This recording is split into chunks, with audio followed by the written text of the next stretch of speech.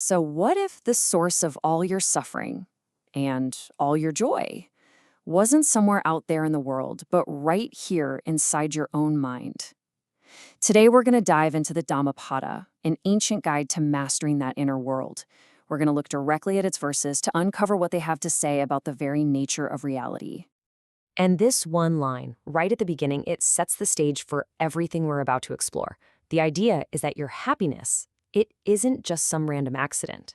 It's a shadow that literally follows the state of your mind. According to this text, this isn't just poetry, it's a fundamental law of how we experience life.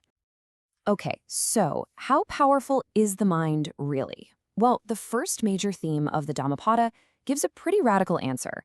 Your mind isn't just part of your world, it's the architect of the whole thing. Now, what's really fascinating is that the opening verses, they don't mince words at all. They present this incredibly stark choice. Verse 1 warns that if you act from a place of negativity, what it calls a corrupted mind, suffering is going to follow you around like a wheel stuck to your heel.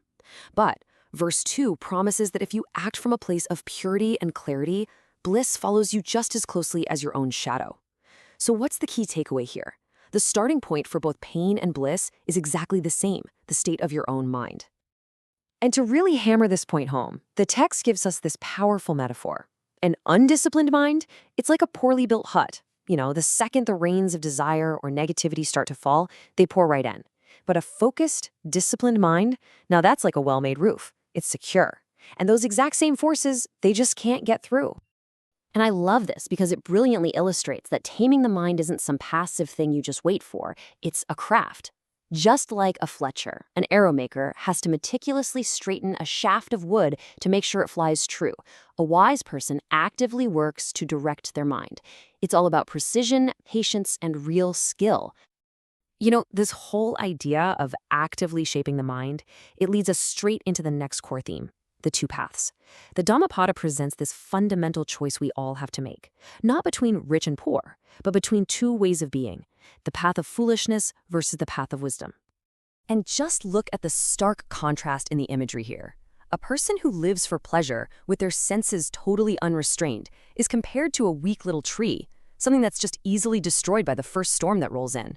But the person who lives with perception and self-control, they're like a great mountain of stone. Unshakable, resilient, and totally enduring. This might be one of the cleverest analogies in the entire text. It says, wisdom isn't about just hearing the words. A fool can be surrounded by wise teachings their entire life and absorb absolutely nothing. Just like a spoon that's been sitting in a pot of soup for hours never actually tastes the soup. But a wise person? Oh, they perceive it instantly, just like a tongue tastes the flavor. You see the difference? It isn't exposure, it's perception. That ability to truly internalize and understand. Okay, so if we want to choose the path of wisdom, how do we actually do it? The verses don't just present the problem, they offer the solution. And it all centers on one key virtue, something they describe as a priceless treasure jewel. That treasure is vigilance, and the text defines it in the most dramatic terms possible. It's not just some good habit, it's the path of deathlessness. And in this context, that means a state free from suffering. Its opposite, carelessness, is the way of death. In fact, verse 21 says that the careless are as if already dead. The point here is crucial. This isn't just a casual suggestion.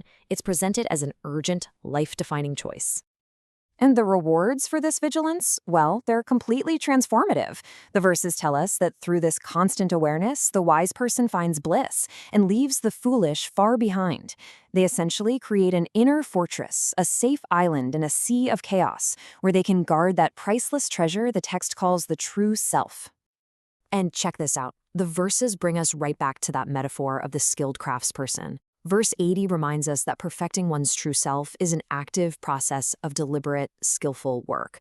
You are the farmer directing the water, you are the Fletcher straightening the arrow, and you are the carpenter shaping the wood. It's your own hands-on project. All right, so this brings us to the final and, frankly, most profound goal laid out in these verses. After you've forged the mind, chosen the right path, and guarded it with vigilance, what's the ultimate victory to be won? The text boils this ultimate victory down to a single, powerful concept. Not armies, not wealth, not power over anyone else, but one. Just one. So what does this one thing signify? And here it is. This is what that one signifies: the single greatest victory a person can ever achieve. It's not about conquering armies or nations. According to verse 103, conquering your own true self is a greater victory than defeating 1,000,000 men in battle. That is the true battle, and the one who wins it is the most shining warrior.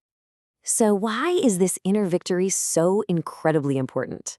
Because, as verse 160 says, your true self, that core consciousness, your fundamental awareness, is the ultimate authority in your life. It's the absolute Lord and Master. The text is crystal clear. The highest power you will ever encounter isn't a god or a king. It resides right inside you. And this puts an incredible amount of responsibility squarely on your shoulders. Verse 165 is so direct. Your true self is the source of both your corruption and your purification. No one else can purify you. No one can corrupt you but yourself. It's all your own work. The power and the burden is entirely yours.